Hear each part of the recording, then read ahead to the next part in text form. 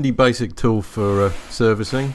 Has a 3/8 and a 1/2 inch drive is the strap wrench, and this has got quite a large strap, so it will accommodate even the largest of HGV oil filters. This fits on the filter as such, and I've stopped it here because I want to show you this bar.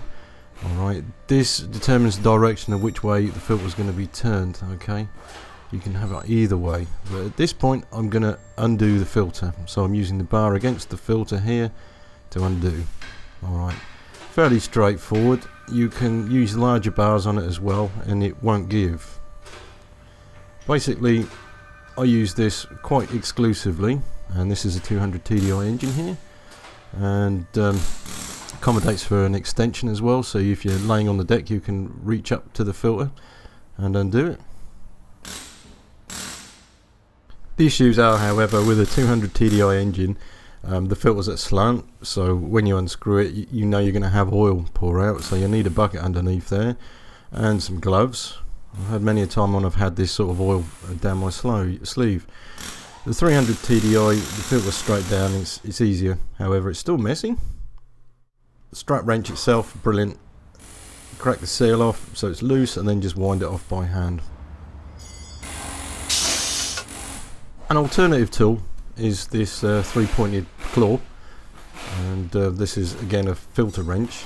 This is a bit limited in its applications, it will only do certain sizes, so you have that sort of reach. This will do the Land-Rover filters, and the drive you can use a spanner on, fit a socket on it, or use 3/8 drive. It's not for big filters at all, and if you put too much pressure on these actually bend. This is where a strap wrench comes in handy, and I'm removing a fuel filter that's on a vehicle situated halfway down the chassis. While I'm here, for the novices, these fittings on the bottom of the filters are actually for draining water off. You might have a sedimenter on your Defender or your Discovery. This is the ones with the TDI engines, of course. However, you need to drain them out once in a while. This filter is slightly different because it has a plunger pump. However, every now and then you do a service, just take the fluid, extra little bit of drips of water that's in the diesel filter out. With all filters, they have a rubber sealing ring. With the oil filter, it's wise to lubricate it before you actually fit it, as I'm doing here. This stops the seal from being ripped off as you screw it on, and this applies to the diesel filter as well, which you drop some oil on. Oil filters, you screw them on, and what they'll say is do not use a strap wrench or any other type of tool on them. Well, that's true, because what you want to do is screw it up like this, and then possibly with a rag, because it will already have oil on it. Screw it up. They recommend between 1/4 and 3/4 of a turn, so you do it up hand tight basically. Alright, and there you go, and it won't fall off.